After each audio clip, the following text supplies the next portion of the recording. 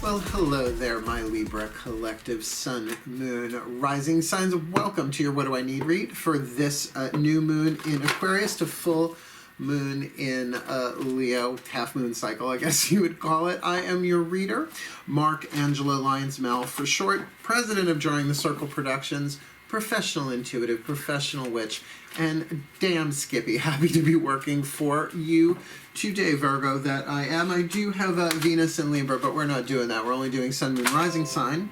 But I thought you might find it helpful to know that the full moon, though technically on the, the 9th of February, it's at 2:33 a.m. Eastern. So if you're going to be casting full moon stuff, work for the Saturday, the day before. So the Sunday is great if you're going to be up that early in the morning or late at night as it goes. Cool. Couple of things before we dive into the reading itself. If you are new to the channel, please do like and subscribe. I'm getting closer and closer every day to my 1,000 mark, my goal, so that I can monetize and get super live chat and all of that. So I have made a promise to my subscribers that once I get there, once a month, I'll be doing a little ditty called Drunk Tarot. There's a video in the description box below. It's for the first couple of months. I want to do it. You'll see. It's fun. It's my favorite video that I made last year, 2019. So go watch it. It's a hoot. Go like and subscribe, right? It's like I'm offering like intuitive counseling and guidance with a sense of humor and occasionally a thing that just for fun, right? Cool. That being said, this is a general reading, right? Particularly the type of reading that it is. It's extremely general. Sun, moon, and rising sign. That what we're going to do is we're going to take these different decks, pull one card each just to tune into what you need for this new moon to full moon next, a 2-week period. So since it's general, please do check your other signs because they're pieces of the puzzle, right? And because it's waxing moon, it's like, well, what do you want to start at new moon? What do you want to grow, expand, evolve to full moon, right? Because then we'll do the other half of that cycle in a week or so. Cool. I'll do those reads. And a What Do I Need read is kind of specific in this sense. I've been saying this all along. It's sort of like every day you pick a card. It's like, oh, what's my card of the day? I wasn't even going to look. It's like that, but instead of card of the day, it's like, what do I need today? It's a different intention. It allows Spirit to give you something helpful if you play along, right? Except this we're not doing for the day. This we're doing for a 2-week cycle. You get the information when you get it. Work it, right? Particularly if you're magically inclined, right? It's like, maybe I want to cast for that, right? Just saying. So the way we're going to do this, we're going to start with the Daughters of the Moon Tarot. All the decks that I read are in the description box below. Please do check those out. And then once this tarot, it's the only tarot we're going to be using, hits the table, all the other cards will be in clarification or addition to that. Cool. Last thing, so important, please remember to breathe consciously.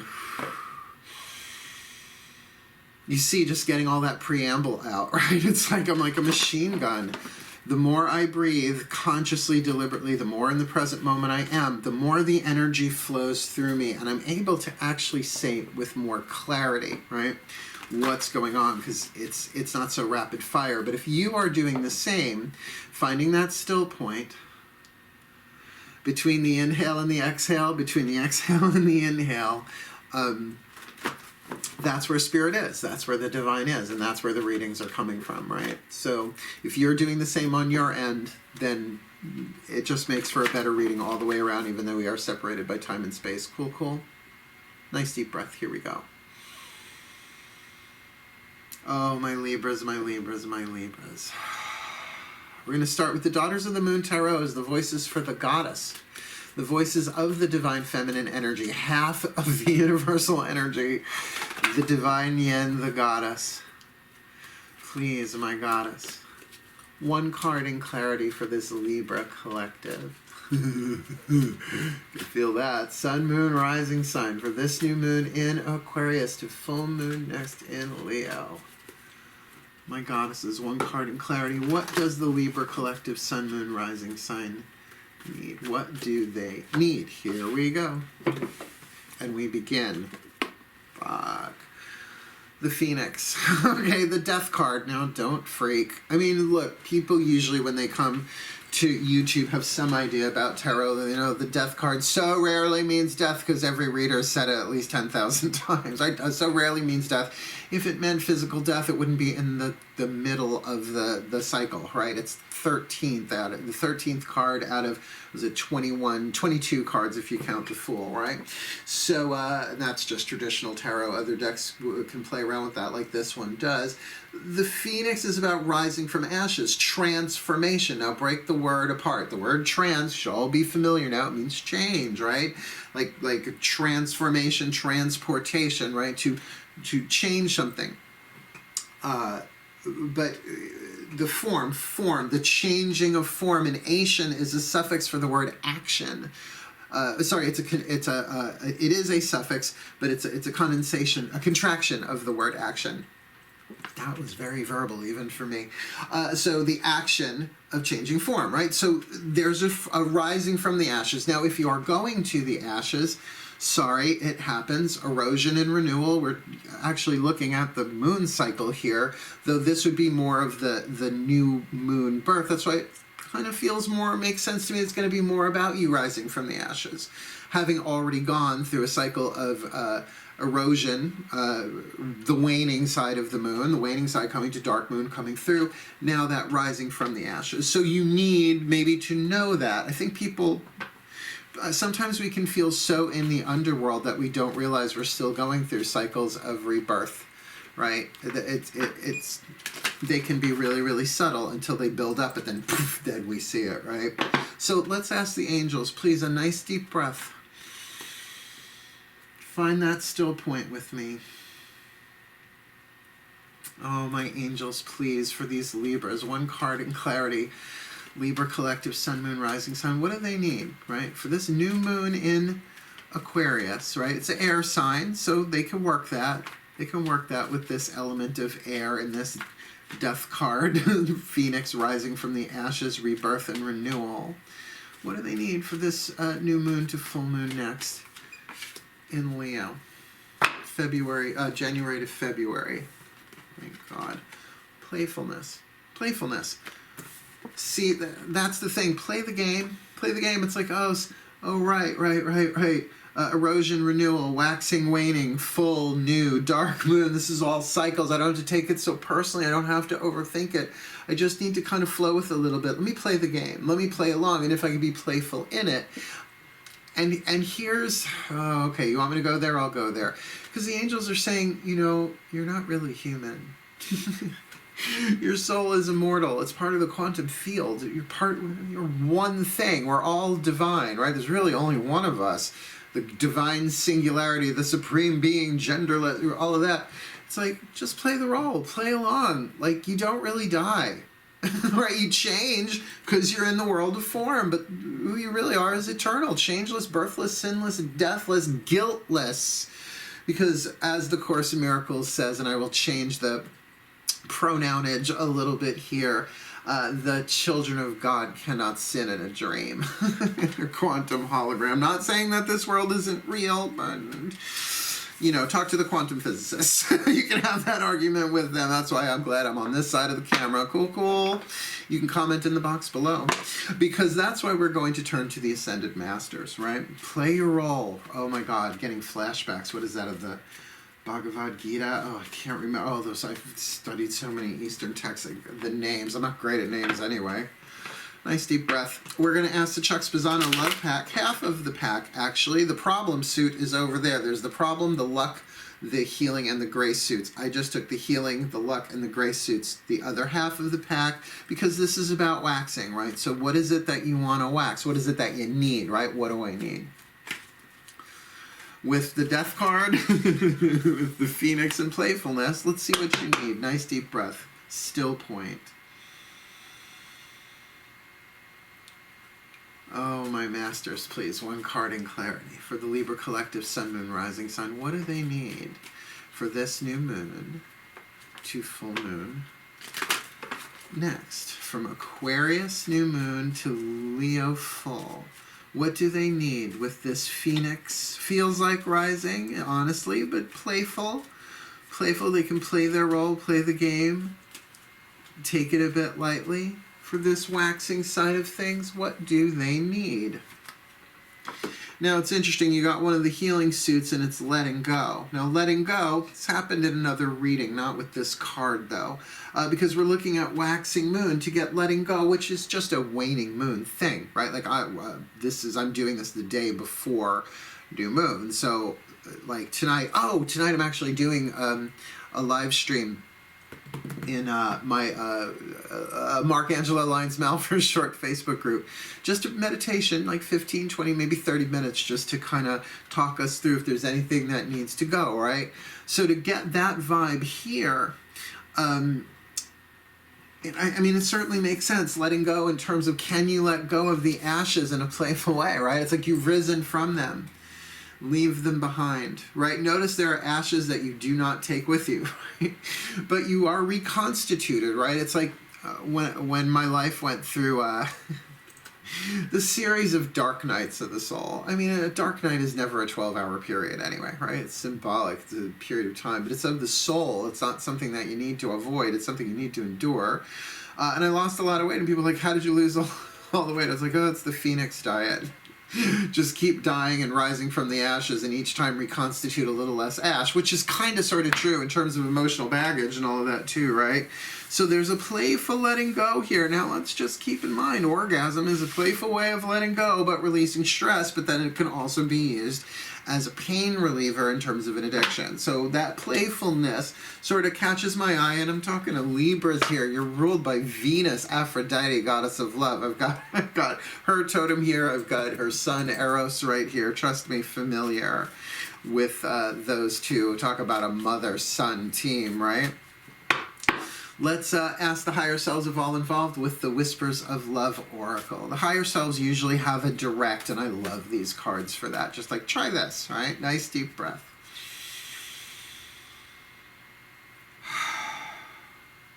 The higher selves of all involved, please. One card in clarity for this Libra collective. Sun, moon, rising sign. What do they need for this new moon to full moon next?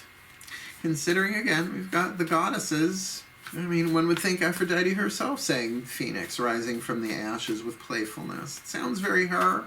Surfing a clamshell as she goes, right? But with that letting go, that there is a leaving it behind, right? Really, like rising from those ashes. A shaking off of the wings, right? Very air sign, very Libra. So the higher selves of all involved, please. What say you? What do they need this new moon to full moon next?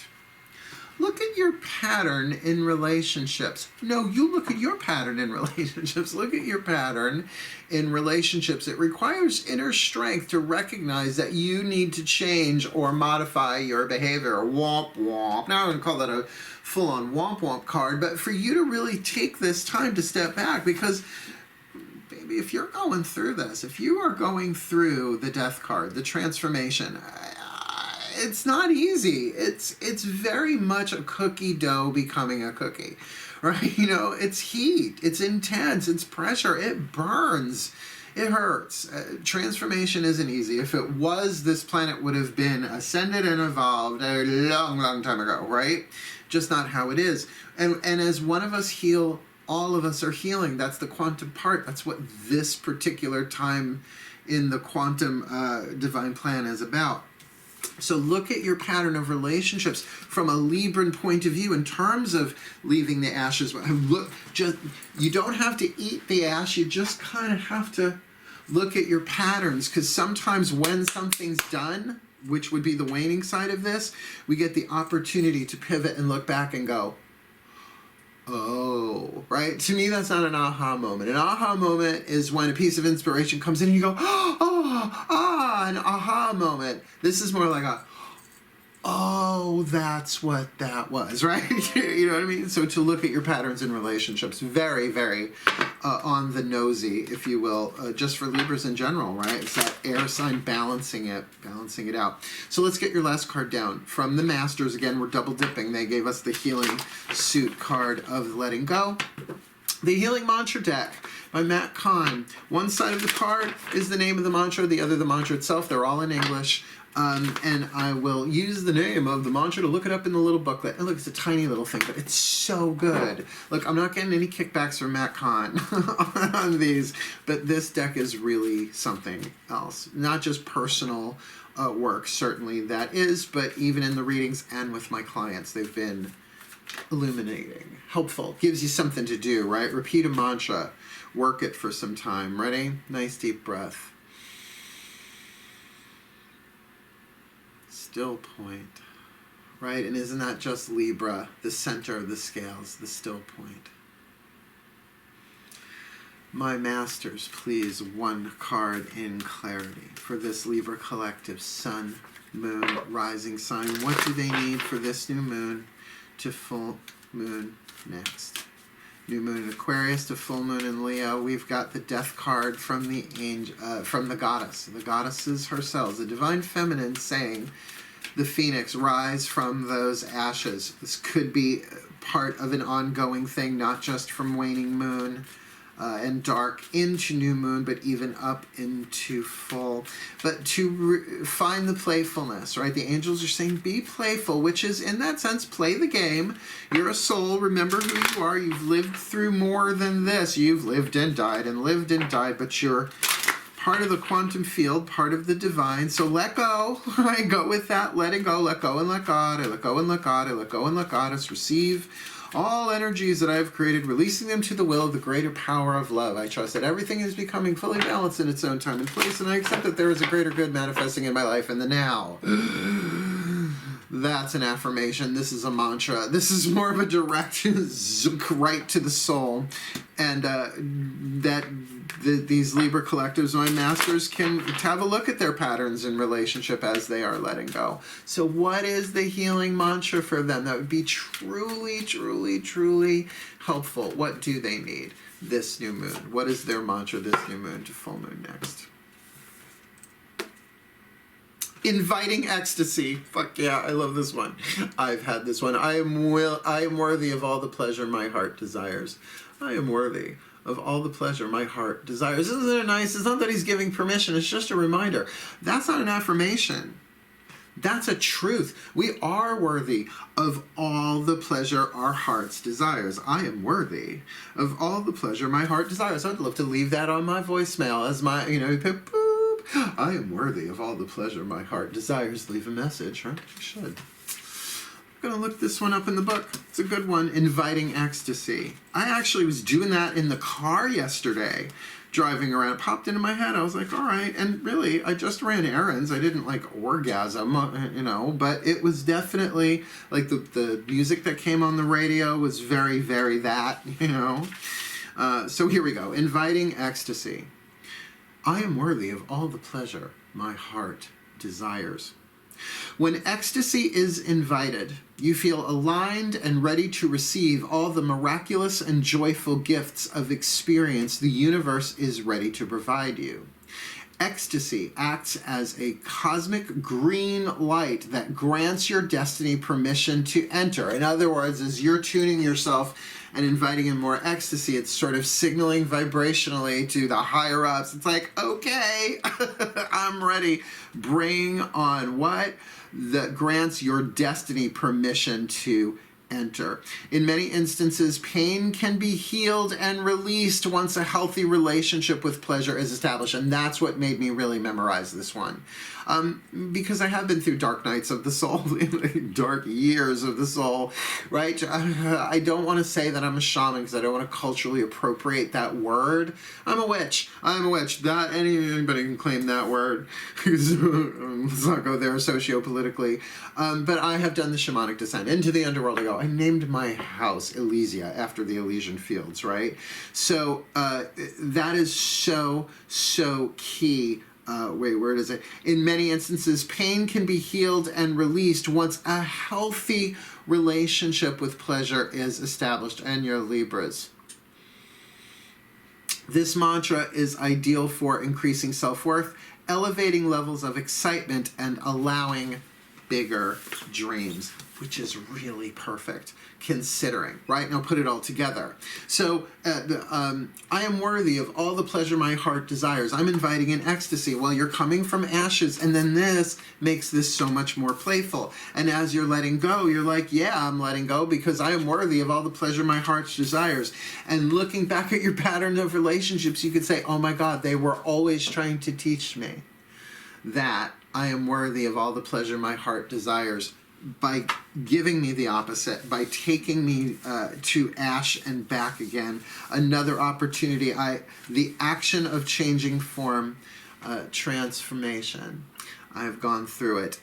And that's what you need, and that's what's the T for the Libra Collective Sun, Moon, Rising sign. So may the Libra Collective Sun, Moon, Rising signs be blessed with all that they need for this new moon to full moon next, that they may transform playfully, letting go, looking at their patterns of relationship and inviting in ecstasy, that they have the direct experience through the mantra, I am worthy of all the pleasure my heart desires, because that is a feeling worth having and cultivating and inviting in again and again and again, not just for their well-being, but for the well-being of all.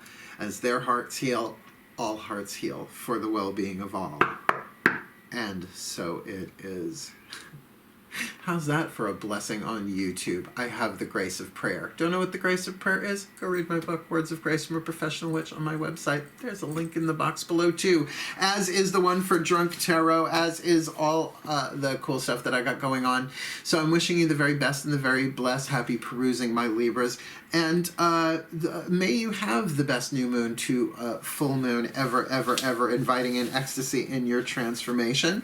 But for now, my Libras, my scales, hail, scale, farewell, and blessed be.